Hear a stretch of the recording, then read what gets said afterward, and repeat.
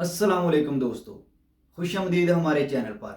मैं हूं मोहम्मद इफ्तिखार और आज हम बात करेंगे कि रोमानिया आते वक्त कौन कौन सा सामान और डॉक्यूमेंट आपको लेकर आना चाहिए। एक दोस्त ने हमें कमेंट्स किया था कि हमें बताएं कौन कौन सा सामान लेकर आना चाहिए हमें। तो ये बहुत अच्छा क्वेश्चन है। सबसे अहम डॉक्यूमेंट जो है जिसकी आपको इधर बहुत ज़्यादा ज़रूरत पड़ती है वो है पाकिस्तानी ड्राइविंग लाइसेंस। क्योंकि अगर आपके पास पाकिस्तानी ड्राइविंग लाइसेंस है तो इधर आपको कोई भी टेस्ट दिए बगैर, कोई भी मेहनत किए बगैर आपको वो सिर्फ जमा करवाना है पाकिस्तानी लाइसेंस। उसको तस्दीक करवा के, उसको ट्रांसलेट करवा के साथ फीस देंगे तो इधर रोमानियन ड्राइविंग लाइसेंस आपको मिल जाता है। तो उसका बहुत ज़्यादा किरदार है। अगर आपके पास रोमानियन ड्राइविंग लाइसेंस होगा तो फिर आप किसी भी कंपनी में बआसानी ड्राइवर जॉब कर सकते हो। बआसानी जॉब मिल जाती है, ड्राइवर की इधर बहुत ज़्यादा जॉब मिलती है अगर आपके पास लाइसेंस है।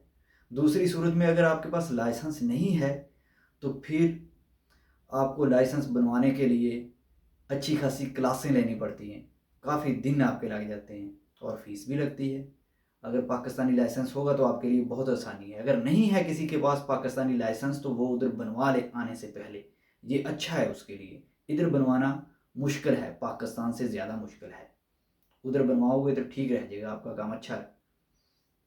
और दूसरा, कौन कौन सा सामान लेकर आना चाहिए, तो आपको ज़रूरत का तमाम सामान लेकर आओ कि 3 महीने आपके आसानी से गुजर जाएं। पहले 3 महीने आपको कोई भी चीज़ बाहर से ख़रीदनी ना पड़े।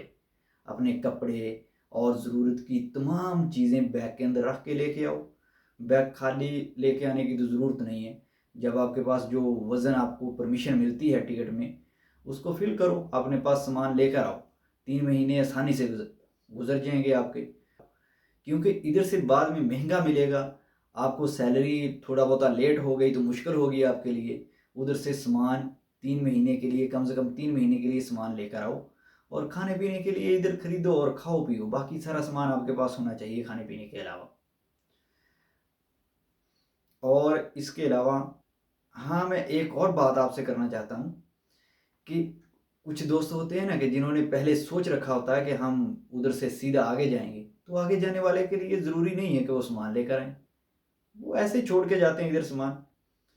तो वो खाली हाथ भी आ सकते हैं, सिर्फ उनके पास वो थोड़ा सा सामान, वो छोटा बैग, तो वही लेकर आ जाएं। क्योंकि वो साथ बड़ा बैग तो लेकर नहीं जा सकते जैसे वो जाते हैं इधर से। तो इसी के साथ हमारी वीडियो का खात्मा होता है। अगर आप फ्यूचर में किसी और टॉपिक पर वीडियो देखना चाहते हैं तो हमें कमेंट ज़रूर कीजिएगा। हमारे चैनल को सब्सक्राइब कीजिएगा, वीडियो को लाइक कीजिएगा। अल्लाह हाफिज़।